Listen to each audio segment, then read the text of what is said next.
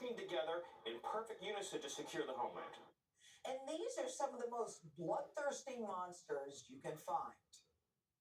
These are monsters who tortured, raped, and murdered a 12-year-old Jocelyn Nungray. They murdered 22-year-old nursing student Laken Riley. They led a multi-state sex trafficking operation involving smuggling women into the United States, holding them in stash houses in Louisiana, Florida, New Jersey, Texas, and Virginia, and forcing them into prostitution. And they kidnapped and murdered a 33-year-old woman in Texas. And because of the effective immigration policies of this administration, those foreign terrorists were detained, and they are no longer operating on American soil, and we have President Trump to thank for that. But the Democrats and the media are taking the side of the violent illegals. We're not at war with Venezuela. We're not at war with the gang that is the subject of the executive order. There is no invasion that is going on. And you also have to show that the people you're removing are actually part of that gang, even if there were an invasion or a war. And this statute may, in fact, be very unconstitutional. White House Deputy Chief of Staff Stephen Miller has a message for Mr. Weissmann. Andrew Weissmann is an absolute moron. He is a moron, and he is a fool, and he's a degenerate. Andrew Weissmann has devoted his career to putting innocent Americans in jail, taking away their civil liberties. He was involved in the Mueller coup against a democratically elected President Donald J. Trump. Weissmann should never be on TV anywhere. He should hang his head in eternal shame for what he's done to this country. And now he's up there shilling for people who rape and murder Americans. That's who Andrew Weissmann is. And Tren de Aragua has already set up shop in 16 states. They're killing and raping Americans. And the Democrats are taking their side, not yours. And they've been making excuses for these criminals for months now. Even the governor of Colorado tried minimizing his state getting taken over. The Aurora police, the Republican mayor of Aurora, have a very different version that they've told me. What I've told the city of Aurora is the state is ready, but the police, the mayor, continue to reassure us. And of course, they've had a number of events. They've been to the complexes. They've said that they've never been under gang control. So it seems like another one of those things that Donald Trump is either exaggerating or making up. But the city of Aurora is great.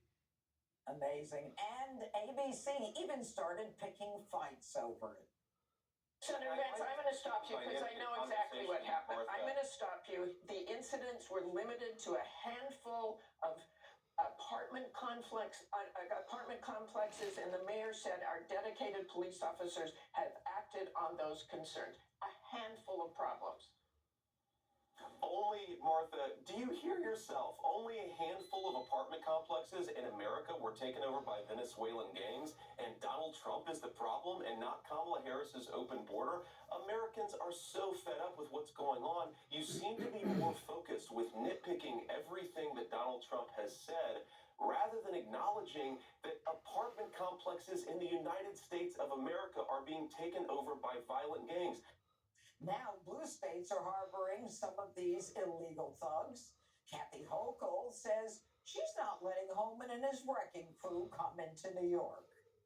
I want to make sure that we have an understanding on immigration that says we'll help you when you have serious violent criminals you need to get off the streets. I've always said that we've done that under the Biden administration, but we're not going to be there to allow you to just take people off the streets and split up families. Wow. Meanwhile, sanctuary city lawyers are plotting to help illegal migrants evade ICE, keeping criminals off our streets. Used to be a bipartisan issue.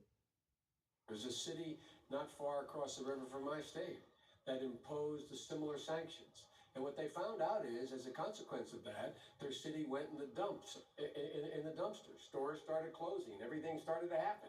And they changed the policy.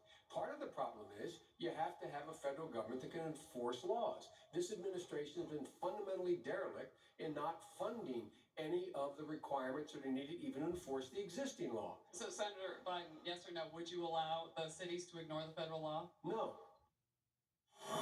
United States Attorney General Pam Bondi joins me now. Good evening, Attorney General. You know, the Democrats claim that the Alien Enemies Act only applies to a country. The president is trying to apply it to a foreign terrorist organization. Tell us how that works. Well, Janine, the Alien Enemies Act applies to a situation just like this. And it's interesting, people argue that it's such an old law. I think an old law is a virtue, not a vice. Think about that. Our founding fathers knew exactly what they were doing, and it applies to a situation just like this. Tren de Agua, they are a foreign arm of the Venezuelan government. They are organized, they have a command structure, and they have invaded our country. They are raping, they are murdering U.S. citizens, and they are coming here in mass numbers. And Donald Trump invoked the Alien Enemies Act just like he should, and he has gotten rid of them a lot. There are a lot more to go. And you know, there are 261 reasons why Americans are safer tonight, because 261 of those monsters have been taken out of our country. They're one of the most violent organizations in the world, and they had invaded America, Janine. Well, you know, the amazing thing about this, Attorney General, is that you've got a local district court judge now who is saying that he can stop the president from enforcing his powers under Article 2 to protect the American people. Number one, will his order, this temporary restraining order on the Alien Enemies Act, will that be, you know, respected going forward? And where does he get this power to stop the president engaging in national security and foreign policy? Well, that's it. He's attempting to meddle in national security and foreign affairs, and he can't do it. What he's done is an intrusion on the president's authority. You know, this one federal judge, again, thinks he can control foreign policy for the entire country, and he cannot. And right now we're evaluating our options. Okay, so you made the administration